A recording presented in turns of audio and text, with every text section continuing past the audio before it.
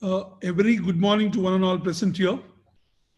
I know it's a very early good morning, and I've woken you up a bit early from your regular routine.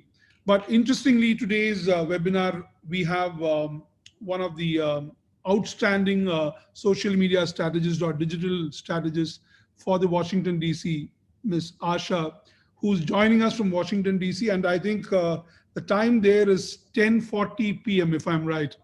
Welcome you on board, Asha.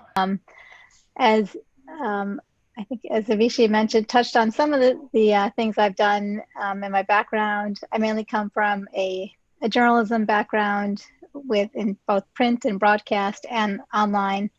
And for the past 10 years, I've been working in the U.S. government doing social media and outreach. So I'd like to start with a couple of stories.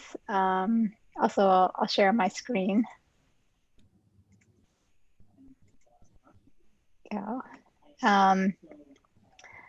So yeah, my first story is when I was in grad school in Washington, D.C. at American University. And I was studying broadcast journalism. And that was back in the olden days when the internet was just dawning. And I was interested in learning more about working online, but only the print journalists got to get all the classes. We had one elective for the broadcast people, and I took it, but I wanted to do more of them. So I talked to the dean, but he was like, no, only the print, those are only for the print students. And I said, well, what if I major in both print and broadcast? But he said, no, that wasn't possible.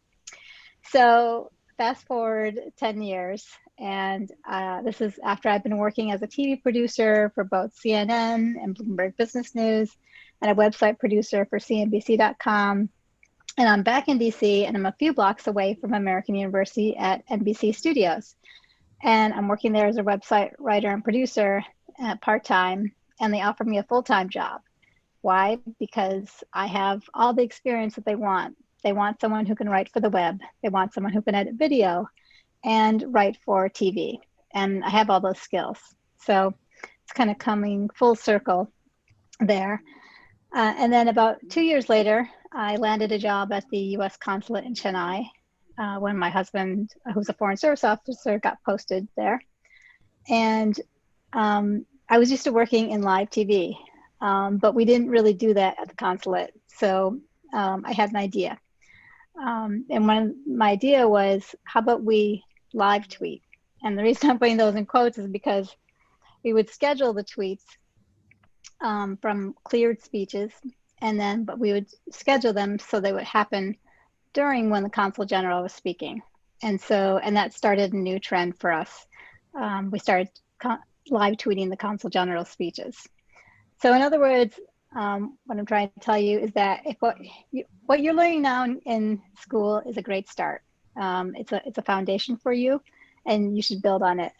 But as you change jobs or pivot in your career, I recommend that you take what you learned and apply it to each next experience or each next job. I like to think of it as thinking outside the box and keeping your mind open to what's possible and what's new. And that leads me into today's presentation, Digital Trends and Reaching Your Audience. Today we're going to look at the trends of 2020. That's a quote from my dad, but I'll go over at another time. We're going to talk about the trends from 2020, reaching your audience, and the forecast for 2021. And I'm looking at some of these trends in terms of the experiences I've had at the department in the Bureau of Educational and Cultural Affairs. So one of the trends we saw was that, well, as you know, 2020 started out normally, but then by March, everything started to shut down due to COVID. And so life as we knew it was forever changed. But no more in-person activities, no more going to school, no more shopping for clothes or going to concerts or parties or even going to the office. Anything that was in person was, or up close and personal was put to a halt. And people found themselves stuck at home. And many, especially those who had computers, were able to flock online to find information, to shop, and also connect with each other.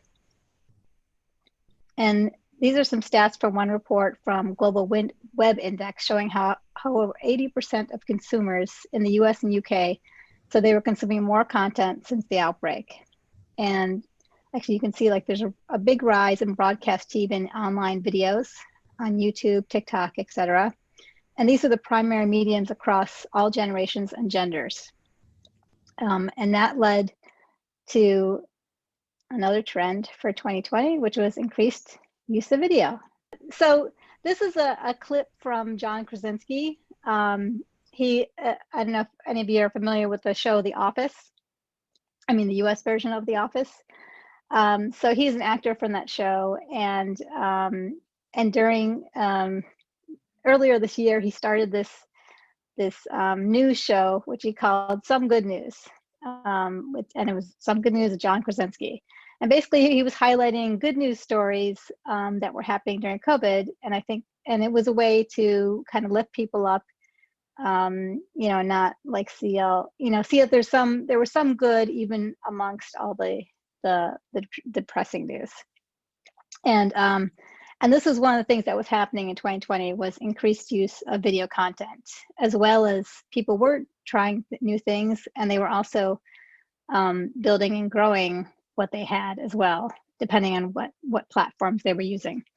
And basically everyone was trying to be more strategic in the way they did video, both long form and short form. And one of the great things about like this John Krasinski video is that it helped people be more consumed, but in a more entertained way, which is another key point from 2020. People wanted to consume content, but they also wanted to be entertained. And that's why his video series became a hit. It was something new and it was entertaining. And it was also creative. So like John Krasinski, we also tried a couple of new things. One was so my office works with exchange alumni. These are people who have gone on U.S. government exchange programs, such as Dr. KK, and they become exchange program alumni, or as we like to call them, exchange alumni. And a lot of times they go on to do really great things in their communities. They build on their exchange program skills, and they help people in their communities and really make a difference. And again, I'd like to point out Dr. KK is a great example of a person making a difference. So what we did was we highlighted the good news stories of people in their communities and what they were doing to help during COVID. Because a lot of our alumni were not only doing things like bringing food to neighbors and setting up, some kind of relief funds and things like that, but they were also, working within their communities to try to alleviate some other issues that were also happening during COVID, such as, there's violence against women. So some of them were actually trying to, help alleviate some of those issues that were popping up that, as a related effect of what was happening with COVID. So we were highlighting them on this page and sharing their stories. We launched the page in April of 2020, and it soon rose to one of the top 20 pages on our website, which is a good feat. We don't always get that with new pages. Another thing we did was we set up a LinkedIn showcase page for Exchange alumni. This also launched in April, and we had a year-end goal of trying to reach 2,500 followers, which we reached this November. So we reached earlier than we expected. And our assistant secretary was actually so excited about the page that she shared a welcome message for us, which is very popular. Another trend that we noticed was that we did also was building and growing what we already were doing. So we had already been doing a show called Mentor Talks, which is a virtual series that we do every month on Facebook Live. And it's a show where we have leaders and mentors come talk to us, to share their career tips and to answer questions from the audience about careers and give other advice to help them grow professionally. And what we started out doing was, it was a 15 to 20 minute show. But as 2020 progressed, we decided to to make the show a little bit longer, to 30 minutes. And then if we had more than one guest, we would go to 45 minutes or an hour. We've actually, some of the things that we've done during that time with Mentor Talks is experimented with different formats, such as having just one guest versus two guests, and also the longer show time, as I've mentioned. And we found that it's helped. And also what's helped is to have the show every month on a regular basis. We found that our audience has responded to that. And now we have a core group of people that watch the show. And just a side note, it didn't, it wasn't like a huge hit, like right out of the box at last June, but it has grown slowly. And of course, during COVID, it has actually, in the beginning especially, it was really, we had a lot of people watching it. But also, as COVID went on, people did have a little bit of that video fatigue, and we've seen that in our numbers. But I'll talk about more of that as we talk about audience.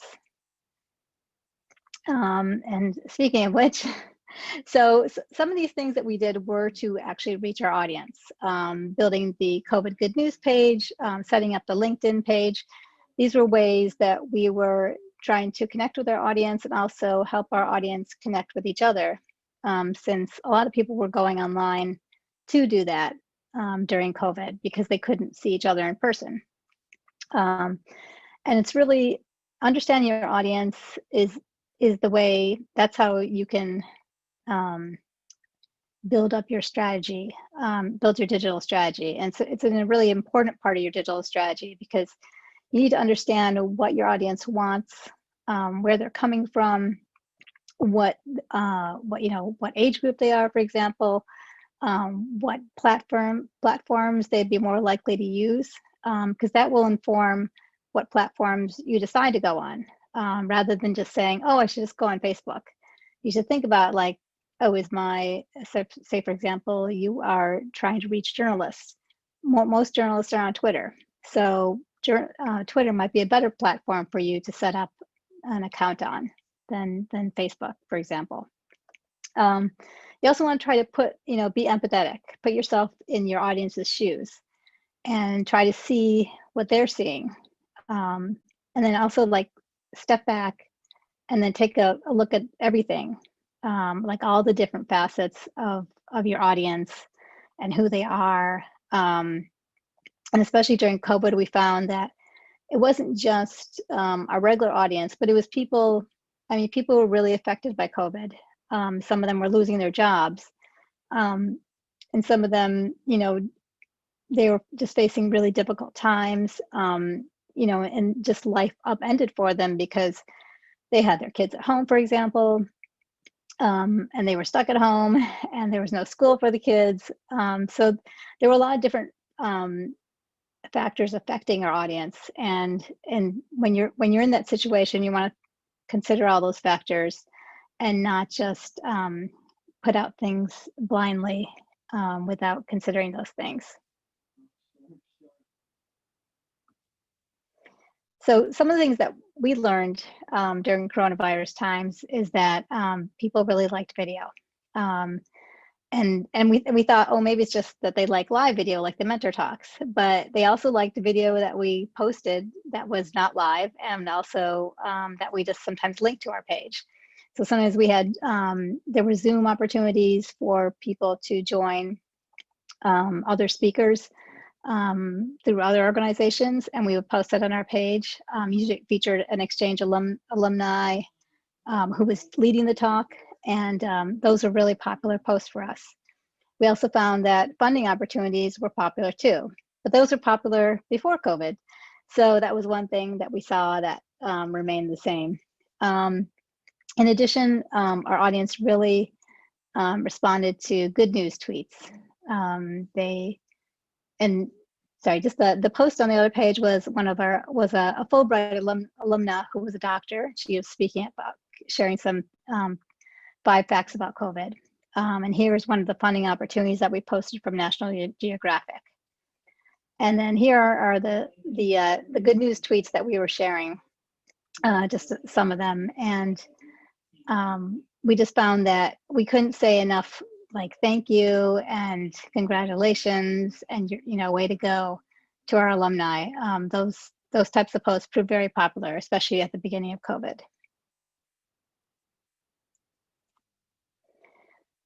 So as we look ahead to 2021, again, it's important to be strategic, and obviously you want to think about your audience, and the keywords here are listen, listen, listen.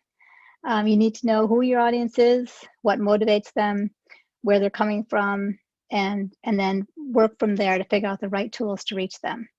You also want to listen and learn. What pages are people visiting on your website? What articles are they reading? What social media posts do they react to? Figure out the best times to reach them. COVID threw a wrench in our normal habits. There was a big upswing towards online content, and then it died down and picked back up again. But this was a time to listen and learn. So you want to put yourself in your audience's shoes, as I mentioned before, and find out what's going on with your top fans and followers and how they're holding up these days, and how are they handling social distancing and quarantining, or even how are they handling things as we slowly get back to a more normal pace of life. Although I don't think we're quite there yet, and then find out what your audience reacts to. And customer service is still king or queen, as we might say. It's really important to pay attention to what your customers are looking for and what they're asking for. Sometimes they want to hear a message from the CEO, to know that the CEO is thinking about, shares some of the same values as they do. And it's not just about providing helpful advice, but also being understanding. And one good example is the Black Lives Matter movement. That's when some companies were just reacting to that, whereas other companies, they just felt more genuine. Like you already knew that they had been working on social justice type of campaigns, and so when you saw that what they were doing, it seemed more genuine. And that's also important, being genuine. And that brings you to say what you mean and take action. So it's important to say what you mean and actually follow through with it. And that's also connected with knowing your audience, because authenticity is crucial to creating meaningful connections with your audience. You want to reflect on who you are as a brand and take action on who you want to be going forward. So, and listening to your audience's needs and expectations can shed light on the best way to engage with them. And then remember, anything can happen. I think that is one of the big lessons of both 2020 and also something to think about as we go forward. I don't think anyone could have predicted that some of us would still be working from home at the end of the year of 2020, and yet we are. So, and that affects things, and it affects how people. It affects their spending habits. It affects different ways how they act in life and what they do, and so you never know what's going to happen. So it's always, sometimes, you can plan ahead, like 30 days ahead, but brands these days are sometimes just planning 1 week ahead, and seeing, what's going on, waking up in the morning and checking the feeds and seeing, is there something different here? If not, then we can keep going as forward. But if there is something different, let's adjust what we're doing and going from that. So with that, that wraps up my my presentation.